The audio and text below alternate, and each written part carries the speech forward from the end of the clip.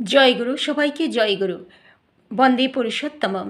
বর্তমান পূজ্যপাদ শ্রী শ্রী আচার্যদেব বললেন যে আমরা অতীতে এবং কি ঘটেছিল আমার জীবনে সেই সব চিন্তা এবং ভবিষ্যতে কি ঘটবে সেই সব চিন্তা নিয়ে মনকে এত বিভ্রান্ত করে রাখি যে আমরা যে অবস্থায় আছি, যে অবস্থায় থেকে আমি ঈশ্বরের আরাধনা করতে পারি বা কোনো কাজ করতে পারি এবং সফলতা অর্জন করতে পারি, সেই বর্তমানটাকে আমরা ভুলে যাই।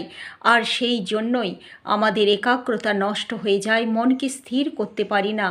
তাই অতীত ও ভবিষ্যতের কথা না ভেবে বর্তমান আচার্যদেব বললেন, মনের চঞ্চলতা যদি কমাতে চাও, মনকে যদি স্থির করতে চাও, অতীত এবং ভবিষ্যৎ ভুলে গিয়ে, কারণ অতীতও তোমার হাতে ছিল না আর ভবিষ্যৎ তোমার হাতে নেই।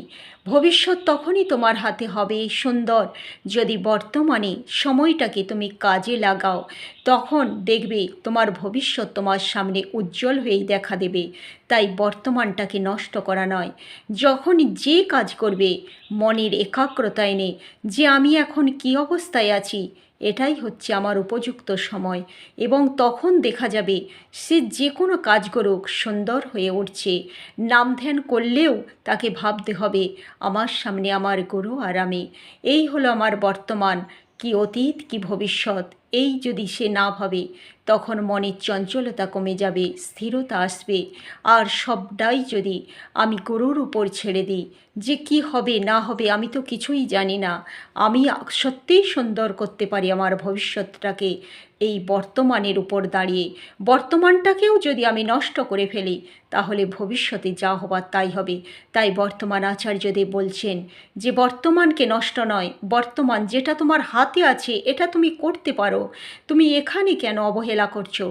এখন তো তুমি এই জায়গায় দাঁড়িয়ে আছো, এটাকেই ভেবে তুমি কাজ করো। যে কাজই করবে সে কাজেই তুমি জয়ী হবে, বড় হবে। তাই বর্তমানকে কখনোই অবহেলা নয়, কারো নয়। আর তখন মনে কনসেন্ট্রেশন আসবে, নাম ধ্যান, মনে স্থিরতা আসবে। তাই প্রত্যেকের বর্তমানের উপর প্রত্যেকের দৃষ্টি রাখা উচিত। তখন তার ভবিষ্যৎ সুন্দর হবেই হবে। জয়গুরু, সবাইকে জয়গুরু।